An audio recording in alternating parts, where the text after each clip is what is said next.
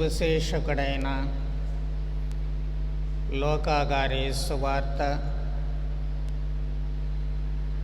వాస్తవానికి పౌలు గారి బోధనలను అనుసరించి వ్రాయబడుతూ ఉంది. ఆయన పౌలు గారి శిష్యుడు, అలాగే స్వతహాగా ఆయన వైద్యుడు కూడాను. ఈ రోజు నుంచి కూడా లూకా గారు వ్రాసినటువంటి సువిశేష ప్రకారము యేసు పరిచర్యను, యేసు బహిరంగ జీవితాన్ని, ఆయన బోధనను మనము ధ్యానము చేయబోతూ ఉన్నాము.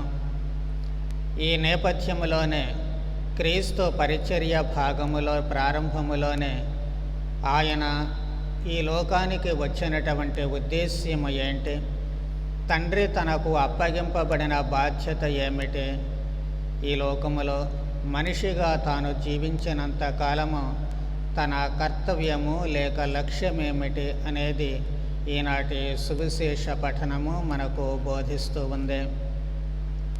ప్రభువు తన స్వంత ఊరైనటువంటి నజరేతు ప్రార్థనా మందిరములో యెషయా ప్రవక్త గ్రంథాన్ని చదివి తనకు అన్వయించుకుంటూ ఉన్నారు. ఆ గ్రంథ ప్రకారము ప్రభుని ఆత్మ నాపై ఉన్నదే, తాను జ్ఞానస్నానము పొందినప్పుడు పవిత్రాత్మ పావుర రూపములో ప్రభువుపై దిగి రావడము మనము చూస్తూ ఉన్నాము. ఈ విధంగా తన పరిచర్య ప్రారంభ సూచనకు అక్కడ భగవంతుడు తన ఆత్మను ప్రభువుకు ఇస్తూ ఉన్నారు. ఆత్మపూరితుడైన ప్రభువు, ఆత్మాభిషిక్తుడైన ప్రభువు తన పరిచర్య ఏమిటి అని స్పష్టం చేస్తూ ఉన్నారు. మొట్టమొదటిది పేదలకు శుభవార్తను బోధించడము. పేదలకు శుభవార్త ఏమిటి? అందరికీ శుభవార్త కాదా అంటే వాస్తవానికి అందరికీ కూడా శుభవార్తే. మరి ప్రభువు ఎందుకు పేదలను ప్రత్యేకముగా ఇక్కడ ప్రస్తావిస్తూ ఉన్నారు అంటే, పేదరికము అనేటువంటిది మొట్టమొదటిగా కేవలము బాహ్యపరమైనటువంటి ఈ ఆస్తులు అంతస్తులు మాత్రమే కాదు, ఆత్మీయపరమైన పేదరికము మనిషికి కావాలి. ఆస్తులు అంతస్తులు అన్నీ కూడా అనేకసార్లు దైవరాజ్యానికి ఆటంకాలుగా ఉంటాయి. వాటిని సద్వినియోగపరచుకోవాలి. కొన్ని సమయాల్లో పూర్తిగా త్యజించాల్సినటువంటి అవసరము ఏర్పడుతూ ఉంటుంది. అప్పుడే సామాజిక జీవనము సంతోషకరమైనటువంటి జీవనముగా మారుతూ ఉంటుంది. అందుకే పేదలకు శుభవార్తని చెప్పి ప్రభు అంటూ ఉన్నారు. దానికి తోడు వాస్తవానికి దైవాజ్ఞలను అనుసరించడానికి కానీ లేక దేవుని వాక్కును వినడానికి మొదటిగా ముందుకు వచ్చేది పేదలే. కారణం ఏమిటి అంటే, దేవుని పైన ఆధారపడతారు వాళ్ళు. మిగిలినటువంటి వాళ్ళు తమ సంపదల మీద ఆధారపడుతూ ఉంటారు. దేవుని కోసమే అరులు చాస్తూ ఉంటారు ఎక్కువగా పేదవాళ్ళు. మిగిలినటువంటి వాళ్ళు తమ తమ పనుల్లో బిజీ అయిపోతూ ఉంటారు. అందుకే ఇక దేవుడు మన మధ్య ఉన్నారు, మన కష్ట నష్టాలన్నీ దేవుడే చూస్తారు అన్నటువంటి భావన, ధైర్యము పేదలకు కలిగించాలి. అందుకే ఇది పేదలకు శుభవార్త. ఆ కారణము చేతనే ప్రభువు పేదల మధ్యనే జన్మించడము ఒక విశేషముగా మనము చూడవచ్చు. రెండవది, చెరలో ఉన్నటువంటి వారికి విడుదల ప్రభు అంటున్నారు.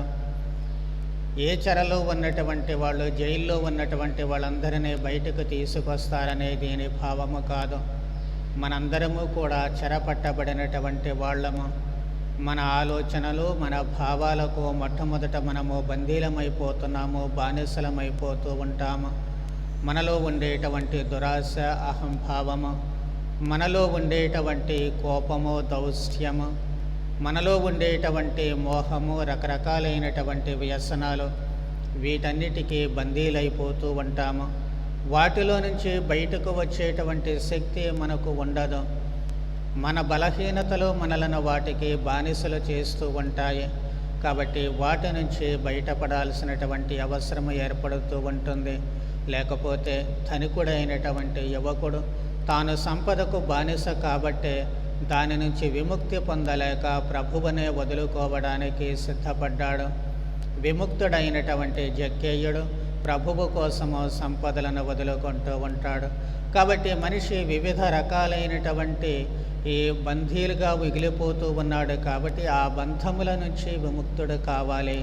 దానికోసమే ప్రభువు ఈ లోకానికి వచ్చానని చెబుతూ ఉన్నారు. మూడవది, గుడ్డి వారికి చూపు కలిగించడము.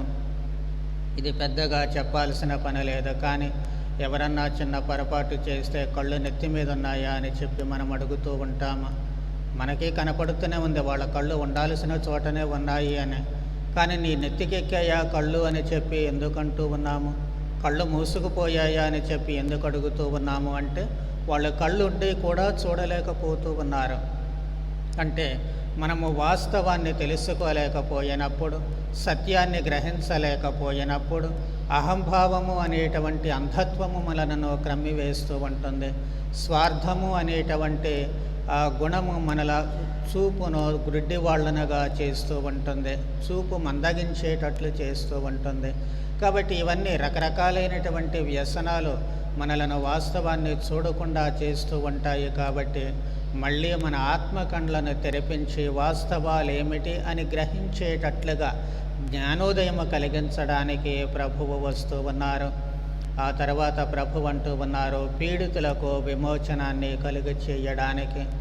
రకరకాలుగా పీడింపబడేటువంటి వాళ్ళు ఉన్నారు. కొంతమంది తమలో ఉన్నటువంటి వ్యసనాల నుంచి బయటపడాలని శతవిధాలా ప్రయత్నం చేస్తూ ఉంటారు, కానీ ఆ బలహీనతే జయిస్తూ ఉంటుంది. అందుకే కుక్కతోక వంకర మాదిరిగా మళ్ళీ మళ్ళీ ఆ వ్యసనంలోనే పడుతూ ఉంటారు. అబద్ధాలు ఆడకూడదనుకొని ప్రతిజ్ఞ చేసుకుంటారు, కానీ ఆ టైం వచ్చేసరికి ఆటోమేటిక్గా వస్తూ ఉంటుంది. దొంగతనాలు చేయకూడదనుకుంటారు, కానీ వస్తువులు కనబడంగానే గబుక్కున జేబులో వేసుకోవాలి అనేటువంటి శోధన వస్తూ ఉంటుంది. అలాగే అన్ని రకాలు కూడాను కోపం రాకూడదని బిగదీసి కూర్చుంటారు, కానీ ఆ టైం వచ్చేసరికి ఆవేశాన్ని తట్టుకోలేరు, కోపాన్ని ఆపుకోలేరు. కాబట్టి ఈ విధంగా మనస్సులో మంచి చెయ్యాలి అనేటువంటి కోరిక ఉన్నప్పటికీ కూడా వాళ్ళు చేయలేకపోతూ ఉంటారు. వాళ్ళలో ఉండేటువంటి ఆ బలహీనతలంటే ఆ ఉన్నటువంటి ఆ వ్యసనాలు వాళ్ళను పట్టి పీడిస్తూ ఉంటాయి. ఆ పీడించేటువంటి వాటి నుంచి వాళ్లకు విముక్తిని కలగ చేయాలి. ఏ విధముగా కలగ చేయాలి అంటే వాటి స్థానంలో ప్రభువు తిష్ట వేసుకొని కూర్చోవాలి.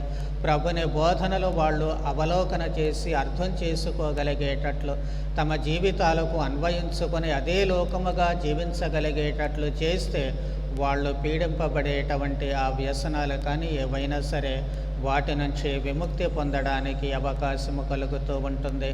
చివరిగా ప్రభు అంటూ ఉన్నారు, ప్రభుహితమైన సంవత్సరమును ప్రకటించుటకును. ప్రభువుకి సంతోషాన్ని కలిగించేటువంటి సంవత్సరాన్ని ప్రకటించడము అంటే దైవరాజ్యాన్ని ప్రకటించడము. దేవునికి సంతోషకరమైనటువంటిది ఏమిటి అంటే మనమంతా కూడా సంతోషంగా ఉండాలి. ఒక్క మాటలో చెప్పుకోవాలి అంటే, నా ఆనందము మీ యందు ఉండాలి అని, మీ ఆనందము పరిపూర్ణము కావాలి అని ప్రభు అంటూ ఉన్నారు. మనిషి సంతోషంగా జీవించడానికి ఆయన మనిషిని ఈ లోకములో సృజించారు. అవసరమైనటువంటివన్నీ కూడా కలుగ చేసి పెట్టారు. మనలో ఉండే లోపాలు బలహీనతల బట్టి ఆ ఆనందాన్ని పోగొట్టుకుంటూ ఉన్నాము. తిరిగి ఆ ఆనందాన్ని సంపాదించుకోవాలి. అది దైవరాజ్యములో భాగస్థులం కావడం ద్వారా మాత్రమే సాధ్యమవుతూ ఉంటుంది. ఎలా భాగస్థులం కావాలి అనేది ప్రభువు తన 3 ఏళ్ల బహిరంగ జీవితము ద్వారా బోధిస్తూ ఉన్నారు. కాబట్టి మనము పరలోక రాజ్య వారసులముగా అందరము శాంతి సమాధానములతో జీవించాలి అంటే, ఆనందమయమైనటువంటి వ్యక్తులముగా జీవించాలి అంటే, ఇది ప్రభువుకి సంతోషాన్ని కలిగించేటువంటి సంవత్సరముగా మారాలి అంటే ప్రతి మనిషి తమలో ఉండేటువంటి స్వార్థాన్ని వదిలివేయాల్సి ఉంటుంది. ప్రక్కవాడిలో భగవంతుడిని చూడగలిగినప్పుడు, సేవ, ప్రేమ, క్షమ అనే గుణాలను అలవరుచుకున్నప్పుడు అందరికీ సంతోషాన్ని కలిగించేటువంటిదే. అందుకే పూర్వ నిబంధన కాలంలో ప్రభుహితమైనటువంటి సంవత్సరము అంటే జూబిలీ సంవత్సరము. ఆ జూబిలీ సంవత్సరము వచ్చినప్పుడు ఎవరన్నా అప్పు తీసుకుని అప్పటికి చెల్లించలేకపోతే దాన్ని మాఫీ చేస్తారు. ఎవరైనా భూములు తనఖా పెట్టినట్లయితే తిరిగి వాళ్లకు ఇచ్చేస్తూ ఉంటారు. ఇలా ఎవరూ కూడా ఏ విధమైనటువంటి కష్టాలు లేకుండా, బాకీలు లేకుండా అన్ని రుణాలు మాఫీ చేయబడుతూ ఉంటాయి. అందరూ తమ తమ వాటిని తిరిగి స్వంతం చేసుకుని సంతోషంగా ఉంటారు. అదే ప్రభుహితమైనటువంటి సంవత్సరము. అలాగే ఇప్పుడు మనిషి అన్ని బంధనాల నుంచి విముక్తి చెంది తాను సంతోషంగా ఉండాలి, పొరుగువాడిని సంతోషంగా ఉంచాలి. దీనికోసమే ప్రభువు ఈ లోకానికి వచ్చారు.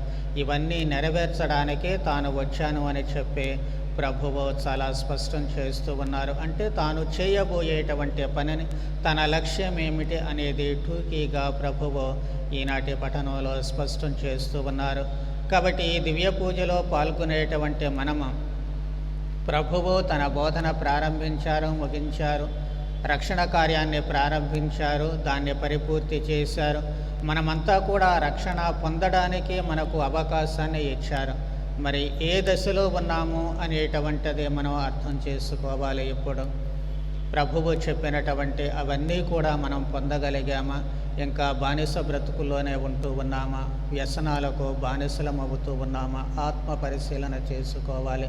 ఇవన్నీ కూడా ఎక్కడెక్కడైతే మనలో నెరవేరకుండా పోతూ ఉన్నాయో, ఇంకా మనము వేటికైతే బంధీలముగా మిగిలిపోతూ ఉన్నామో, ఇంకా ఎక్కడెక్కడైతే గుడ్డితనంగా మనం అనుసరిస్తూ ఉన్నామో, లేక గుడ్డివారిముగా జీవిస్తూ ఉన్నామో, ఆ బంధికానాల్లో నుంచి బయటపడే నేను అంటే అందరికీ సంతోషం కలిగేటట్లు జీవించగలగాలి. నేను అంటే అందరికీ ఆనందం కలిగేటట్లు జీవించగలగాలి. నేను అంటే అందరికీ కూడా ఆమోదయోగ్యమైనటువంటి మనిషిగా జీవించగలగాలి.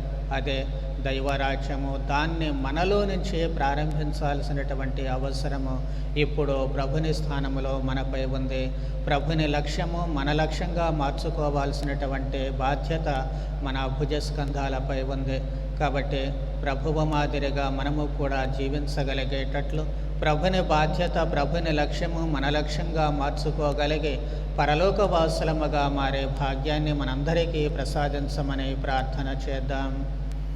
పితా పుత్ర పవిత్రాత్మ నామమున.